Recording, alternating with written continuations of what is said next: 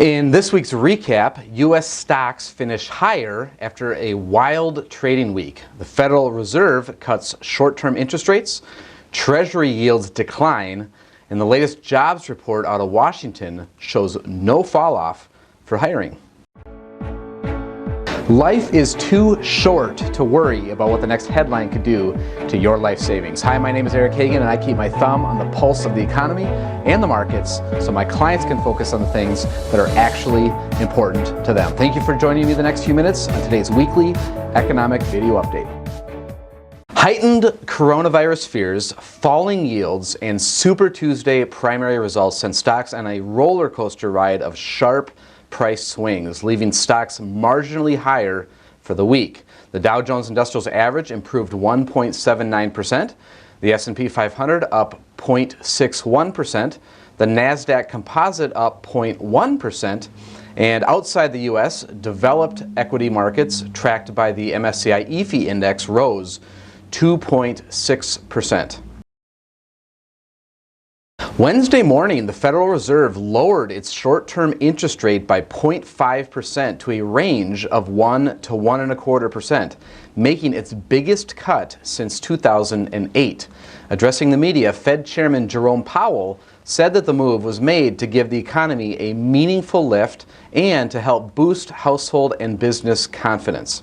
The question is whether reducing borrowing costs can effectively address growing business and consumer anxieties about shopping, traveling, and just getting together. The uncertainty on Wall Street has heightened demand for Treasury bonds. Their yields typically fall as their prices rise, and fall they did last week. The yield on the 10-year Treasury dipped under 0.7% during Friday's market day, an all-time low. The Department of Labor's latest employment report showed companies adding 273,000 net new hires last month. Net monthly payroll growth has averaged 243,000 since December. And looking ahead, the Fed's 50 basis points cut in the federal funds rate has now shifted the sights of investors toward the European Central Bank, which is expected to make a policy announcement on March 12th. The ECB has less room to maneuver than the Fed since its key interest rate currently stands at negative 0.5%. Negative interest rates have done little to lift Eurozone economies, which may necessitate more creative monetary policy accommodation from the ECB's new president. Traders are also focused on whether the Federal Reserve will make another rate cut on March 18th when its next meeting concludes. The half-point rate cut this past week did little to soothe stock market concerns.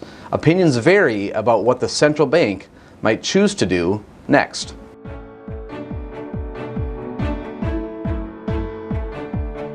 Hey, this is Eric again. That's it for today.